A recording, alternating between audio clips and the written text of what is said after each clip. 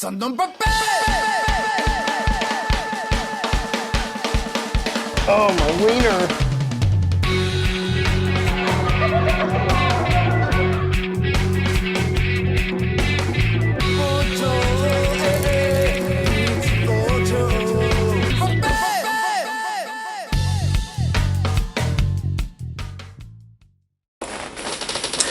Welcome to the first, and maybe only, Red Dreaded Nation Communication Hour.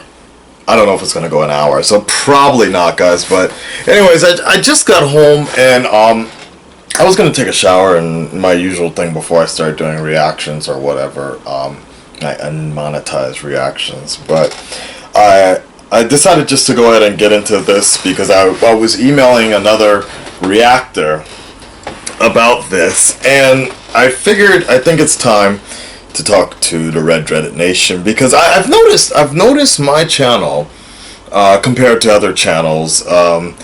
It's not an offense against other channels, but I've noticed that when we start talking about more controversial situations, you actually, my subscribers, the comments that come in are actually fairly elaborate, and then maybe it's because I have an older demographic.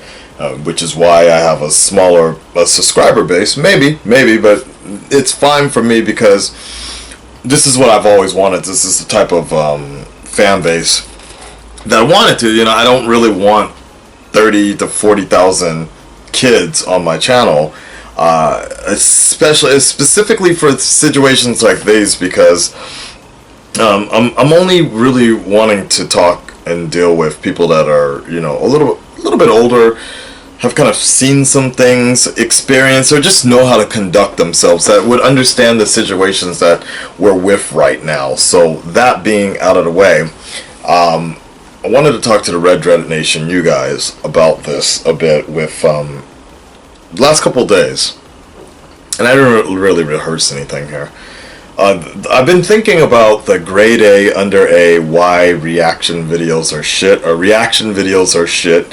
I've been thinking about that video a lot, and I guess you could consider this a part 2 of my response to this video, or more or less just kind of the after effects in an open discussion about something grade A, and I've talked to grade A directly now regarding a lot of things, who that video was directed at, and not necessarily reactions in general, but you know, what can we do about it? And you know, it's something kind of bothered me a bit, and actually, like I said, I agreed with him on a lot of points, and there's something that he made a very good point, and concerned me a little bit because it actually made me really start thinking about the future of reactions, about the future of my own reactions, the kind of stuff I choose to do. And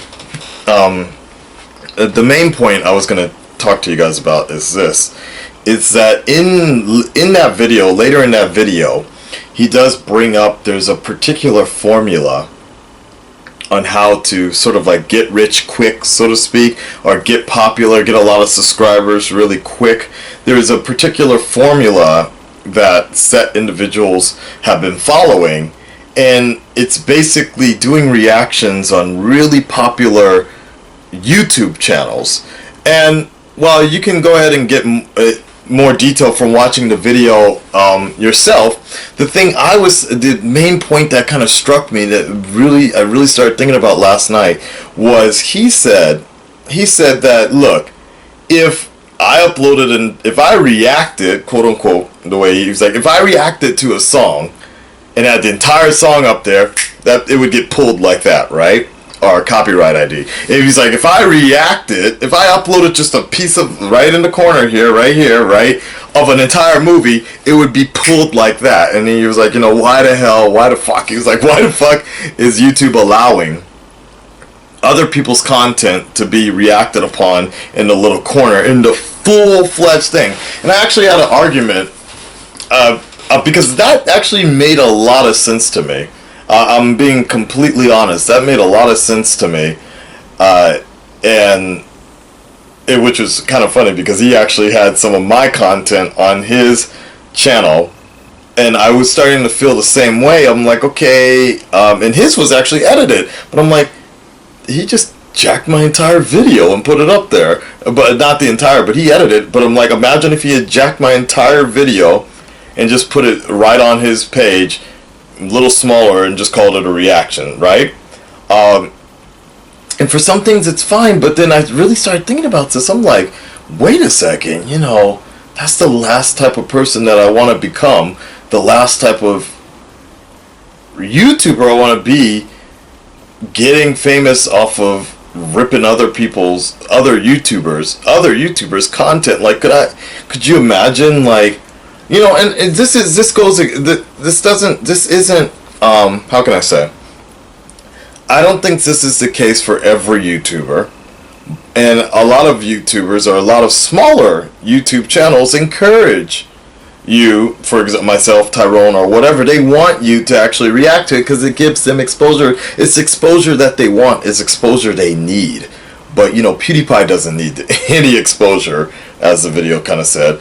ERB, Epic Rap Battles, doesn't need exposure. The African, I don't even know his name, KSC, whatever. He doesn't need any exposure, right? So there's actually a kind of a big problem with this where, okay, if it's not one, if it's a little channel getting 50-something views, 5,000 views, maybe they don't really care. But, you know, if you're getting like, what, Tyrone can pull in like 60,000 something, right?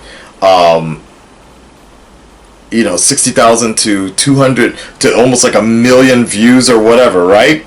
That's a significant amount of money that maybe, it's really hard to explain, that may or may not have ended up in that YouTuber's pocket. And then this part kind of, it did bother me, but furthermore, the reason it actually really made me start thinking about this was because in a few conversations I've had with Grade A and with other fellow reactors, the lower half of the big four, we kind of got into a little bit of an argument about this, about reactions and how reactions have been around for a while and blah blah blah, right?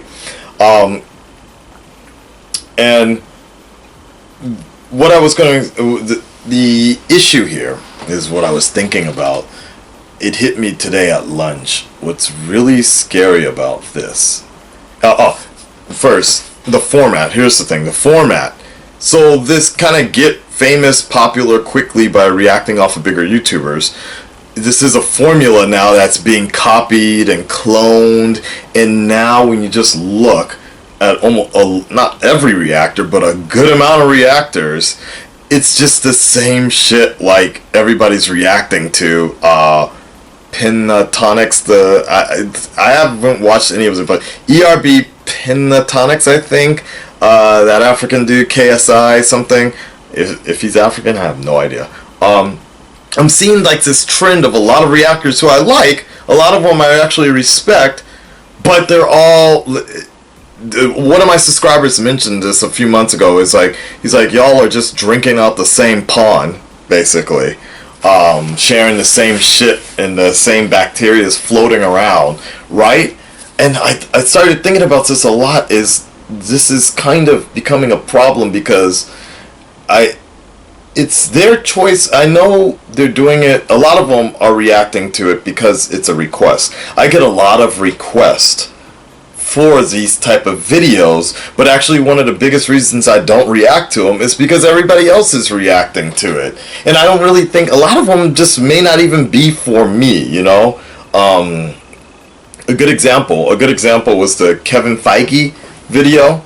A lot at that time, a lot of people wanted me to react to that thing, and I didn't really know what it was about or whatever, but they were just saying, yeah, Tyrone did it, you do it like that, and everybody was reacting to it, right? So I reacted to it, and then I gave a quote-unquote bad reaction because I didn't get it. I didn't think it was that funny, right?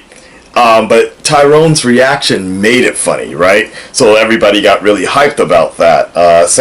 And so, but the issue is that everybody was doing it, and you start to lose your identity, I believe, as a reactor, and there's another scary point I need to get to soon.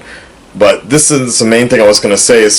You're getting all these copycats and clones just thinking that this is the right format. And to be honest, it's working. It's working very well. There's this one other reactor that I've been seeing grow steadily fast. He's been very silent in terms of nobody really knows him, or as far as I know. I don't even see him in a lot of compilations right now, but he's already passed the 100K mark in subscribers.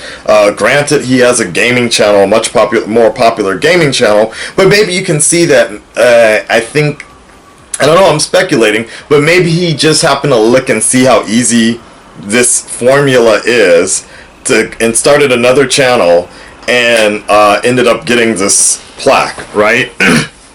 Recently. But when you actually look at the channel, when I actually looked at this channel, I was just like, there's actually, without looking at these videos, I'm being completely honest, I actually didn't look at any of the videos, but just looking at the thumbnails and just, you're looking, it's all reactions, reaction to all the popular shit that everybody's reacting to, the formula, right? There doesn't really feel like there's a personality in here, right? So it's a formula that's being done, and as me and a few other reactors have agreed with, it's ruining what makes reaction special, because when anything becomes formulaic and cloned, it ruins what makes the actual original thing special, right? And it taints it, so to speak. And it is a problem, in a sense, because it is working, but it's going to become a problem, or it is a problem now. Tyrone actually mentions this, he got me thinking about this too, is when he did the reaction to the reaction videos or shit, at the end he kind of said, you know, he's been doing it for a while, reactions for a while, and, you know, it's never been a big issue, and never been a lot of hate, until this formula started to take off, and people's just purely reaction, just putting a picture in a PIP, a picture in the corner, smiling a little bit, laughing, and saying subscribe, and leaving up. That's it. That's the content. It wasn't until this started to work and people were getting milestones that we started to get a lot of this backlash about reaction content and reaction channels, and a lot of videos being put out. It's been crazy, and then obviously the PewDiePie thing happened that really kicked things off into this hate game against reaction channels and such. You know, but here's the thing. I said I was going to get to this main point here to wrap things up. This is the scary point I thought about, because I've been, you know, about 2 years ago, around December of 2013, is when the big gamer channel Let's Play crash happened. Those were getting really popular, and it was getting out of hand because everybody started doing Let's Plays and getting paid off of Let's Plays. And that's when the content ID system was just, without any warning, was introduced. The YouTube content ID system was introduced, and a lot of those Let's Players lost their entire channels because of copyright strikes, claims, everything. And reading more detail into it, I see that it was mainly a lot of like third-party copyright claims, things like that. But there were a few takedowns, copyright strikes, takedowns, and things like that.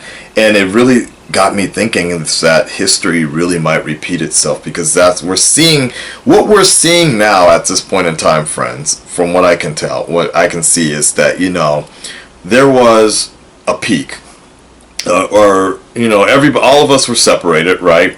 And right after the Star Wars trailer came out is when there's this peak. Was this real big peak, because Tyrone's reaction took off really well, and it got everywhere, national news coverage, everything, right?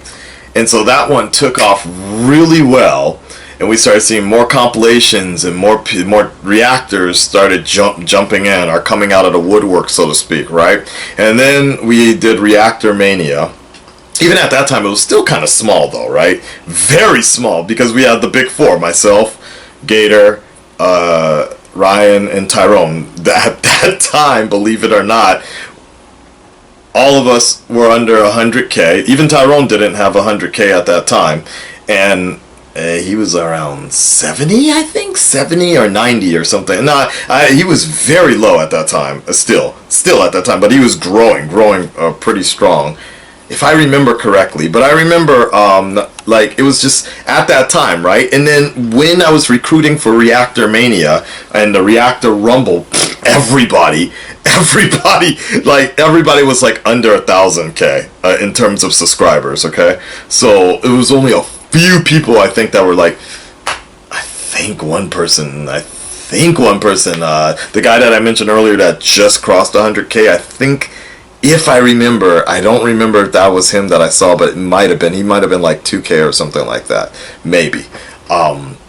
There weren't a lot of people around at that time. Danny would probably know a little bit more because he's the one that helped me. He helped me recruit Reactors because I never watched Reactor channels even at that time.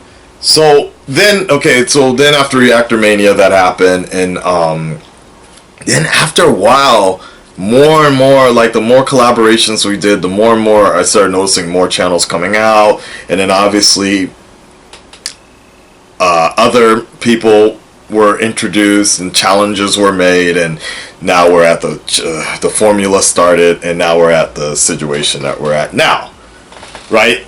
Here's the scary point, that this is how I'm going to wrap things up. When I was at lunch and I dropped my chopsticks because I just realized how scary this would be for a lot of my friends, a lot of my Reactor friends, is all it takes, copyright, especially because I've been dealing with copyright for a long time now. Ever since when Game of Thrones, it was Game of Thrones, and my first few copyright strikes that I got, and I really started looking up Continent ID, and that fake fucking copyright strike that I got, because proving that anybody can basically make a copyright strike as long as they want to list their address and shit. The point I was saying is, I looked this up. All it really takes after one copyright strike, after any copyright strike, all it takes is just for a few of these big time YouTubers like PewDiePie and whatever. All it takes is for a few of them to get together at the same time and just be like, yo, let's all do copyright strikes at the same time on this particular channel, right? That has all of our content. All they have to do is do that, and boom, your channel is done. If you're a Reactor, this is kind of my warning, my friendly advice for those of you that are following the formula to success, right? The road to the plaque, so to speak, right? If you're following this formula, you really much keeps this in mind. That's all it really takes. And if anybody knows Disney, ERB, Maker Studios, if you guys know Disney, if anybody knows how Disney is and Disney lawyers, whoo, that is the wrong legal team to be messing with. This is no, what?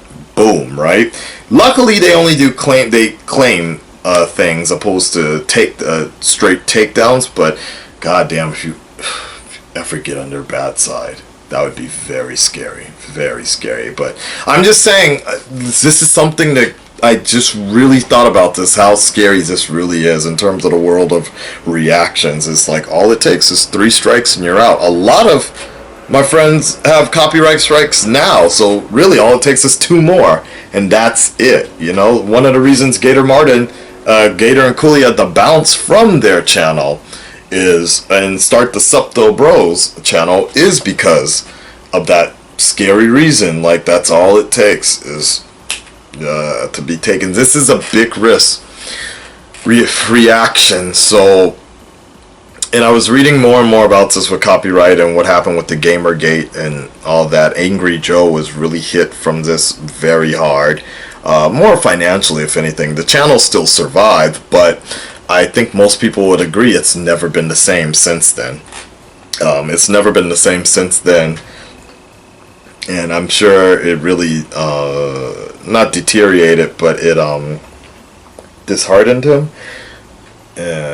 Basically sucked a lot of the fun life energy out of him to continue making content when it's just going to get tagged and claimed, right? It's the same way I feel about spending 60 minutes on a Game of Thrones episode and all that time trying to cut it down as much as I can but still make some entertaining content, right? And it's then the next day it gets taken down by HBO. Like I have 3 of the last episodes that I always said I was going to go back and try and cut together, but I just have no feeling in me to try to figure out another way to cut it down the best I can, to put it up. And HBO has been sincere. They emailed me and gave me examples of how to do it, and I thought I had it this time. And you're just like, the only one that has still survived, I think, was episode 8 or so, and that's actually the one that a lot of the subscribers, actually I won't say, just 1 or 2 subscribers hate it because there are too many like jump cuts, but that's the only one that survived. So what's going to happen? What's going to happen with the world of reacting? You know, it's very scary. I really encourage all reactors out there to put up other content you really like. Yeah. I mean, I know it's easy to follow the formula. I know it's simple, and I know it's easy just to cut and paste and such, but I also feel that, you know, there's only a few out there. You know, there's the big 4. Rashad, who I like. Rashad actually has a personality that I think people, this is the point I'm saying, if something were to happen to all of our channels tomorrow, I think our subscribers would still try to search us out if we made another channel, if we had a backup channel, right? I have a backup channel, and there's only a small percent of people that have backed up on that channel to make sure they don't lose me, okay? That's the thing. Another example is going to be the Gator Martin channel. Over 100,000 subscribers, and then they migrated over to the Subtho Bros, but they're still under 30K right now. The migration is not as simple as a lot of people are saying. Even with my own copyright issues right now, or my monetization issues right now that have stopped me from uploading a lot more frequently, people are just like, oh, just make another channel, and it's not that easy. It's basically like starting over. Danny is another one, okay? Well, yeah. But yeah, Danny had a lot of subscribers and it started, but it was mainly for one point, the Fast and Furious video. That's why they subscribed to him, and that's it. And now he's slowly trying to come back into it. Yeah, that's a story for another day. But I mean, that's the advice. That's really the advice I can give, guys. Is put more content in terms of other stuff. That personally, that's the way I did it. I never started as a reactor channel. I'm still not. The channel still isn't a reaction channel. It just happens to be a channel that has reactions on it, right? People take it for whatever it is. Some people that have subscribed now see it as a reaction channel, but those have been around about a year ago know that was never really the case. I just got really half slacked off on putting other content up. The second part is, since I retired from the nightlife and just lifestyle type video, or I just haven't had a lot of lifestyle type videos because I refuse at this point to go out and do Japan, and you can only record the same fucking ramen so many times, right? So yeah, which my September 1st announcement, I'll give a lot of reasoning as to some of the changes that are coming up as well. So yeah, it's a bit of a scary time we're dealing with because of all this backlash from insane amount of popularity from other channels, and a lot of clones out there, and a lot of just people following, honest people, just following a formula, basically, because it all looks very easy, right? And in a sense, it really is, because people have made it look easy. Or people, because people have made it look easy, so other people are copying that formula. But it's a very difficult time, or it's a scary time now, because you never know what that other side is thinking right now. What these bigger channels might be doing, and they may, you never know the day when YouTube might really expand their content ID system to expand, so that creators, YouTube creators, content makers can submit their stuff, just push a button, have their stuff submitted, right? And then make, then now me as a YouTuber can have the option to do an easy copyright strike button. You just push, right? Do you guys kind of get what I'm saying here? Is that it may not be something that YouTubers want to do, but if they start seeing too much of their shit being spread out on other areas, let me put it a good way. Let me put it another way.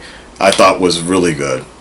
I saw a subscriber on Grade A, or I saw a comment, I think, on Grade A's video or something like that, and it actually, that's one of the things that really got me clicking. It was just like, he was like, well, look, if this person was like, look, if I can watch the entire catalog of ERB on someone else's channel, then why would I ever go to ERB's channel? And I started thinking about that. I was like, fuck, that's right. That's very fucking true, right? Like, how many people would watch the same thing twice, if they just saw it one time or so? What if you prefer that version? So what, ERB is not making anything at this point. Well, now they have the content ID maker on that side, but if some of these makers that don't know so much about the content ID, but if some of these people really start thinking about that, I'm like, wait, what the fuck? Like, you can't, like, ERB, they know how to, they can do these content ID things, but other YouTubers, for example, like PewDiePie or something like PewDiePie, will be like, wait a second, fuck's this shit, copyright strike. And that's another side point I just thought about. There are YouTubers out there, very popular YouTubers out there, that even if you mention their name, they're gonna hit you with a copyright strike. It's crazy. Like, that's how easy it is to just get hit with a copyright strike. So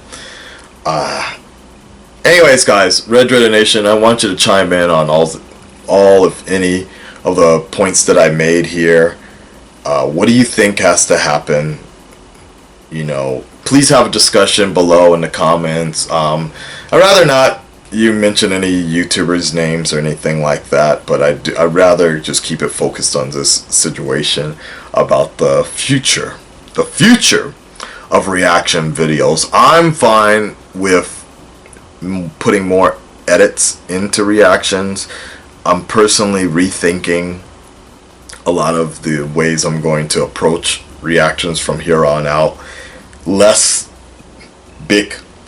I never really did a lot of these like big YouTubers. I never followed that formula, obviously.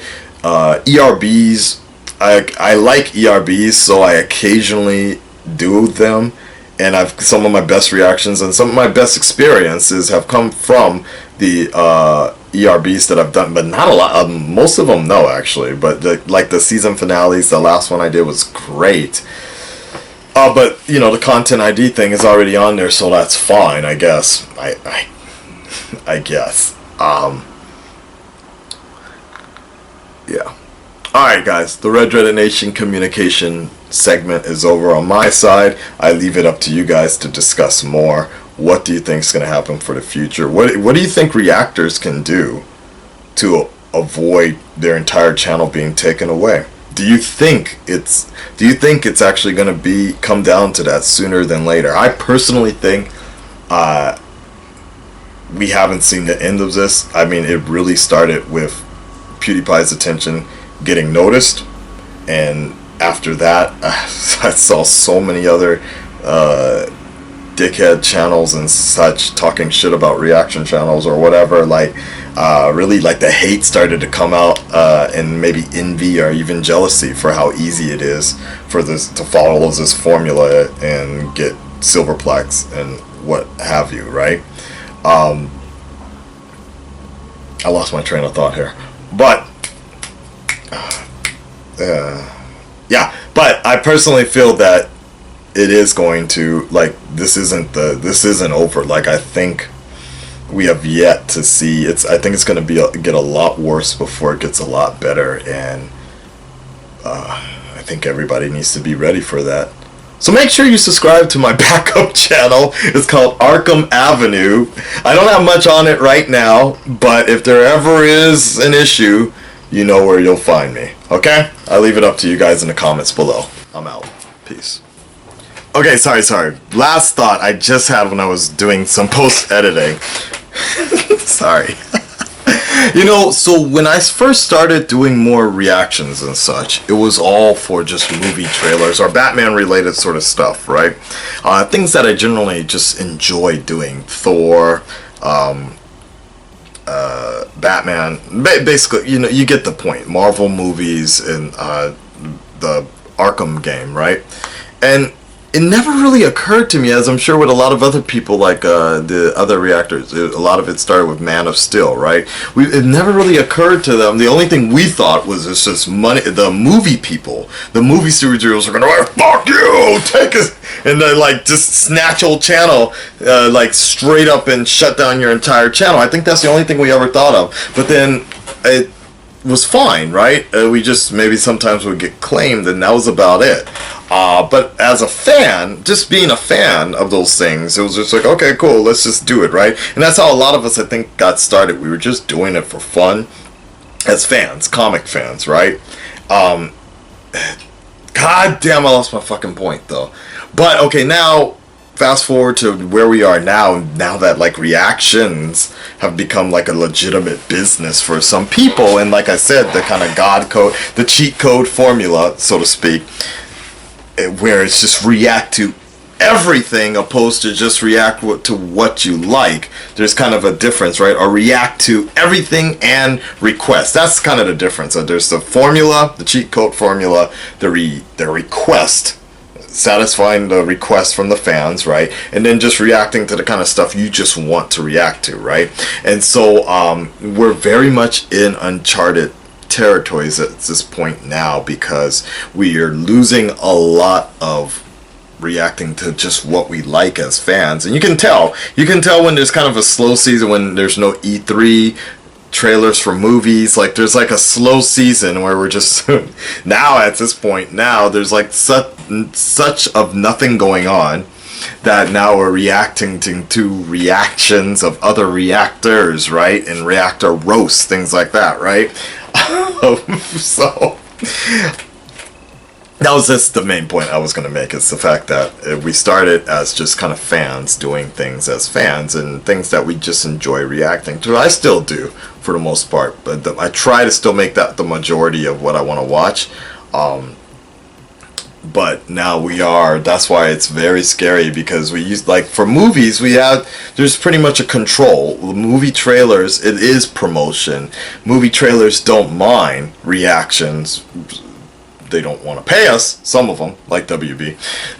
But Sony and other people, you know, movie studios, they want us to actually react to these trailers and put them up, because, like I said, it's just like doing the test focusing. It's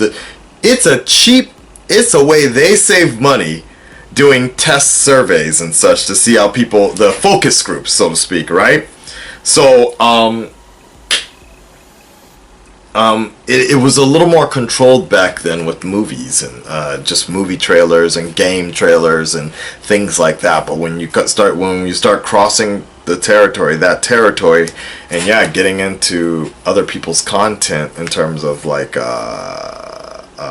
even the argument I had with Gillette when I called them up about that copyright strike they gave. I understood what they were saying, but they were just really upset that I reacted to the Avengers Razors because they had spent so much time on that promotion, and I was reacting to something that wasn't supposed to be out and available to America yet. But you know, since I live here in Asia, I already saw it, so I was able to react to it, and that's why they gave me the copyright strike. And they said when the lift was gone, they said I could put it back up.